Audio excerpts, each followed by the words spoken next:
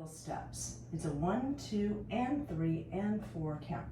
We're going to step out, behind, and heel, and cross.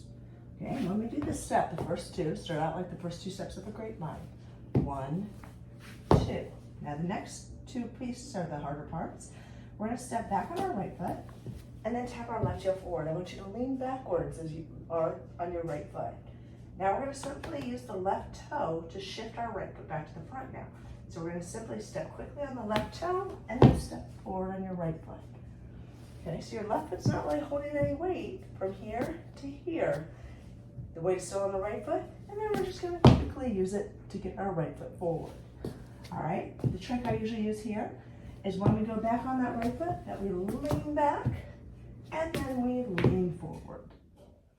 When it's all said and done, it should look 1, 2, and 3, and 4. Left side, 1, 2, and 3, and 4. 1, 2, and 3, and 4. 1, 2, and 3,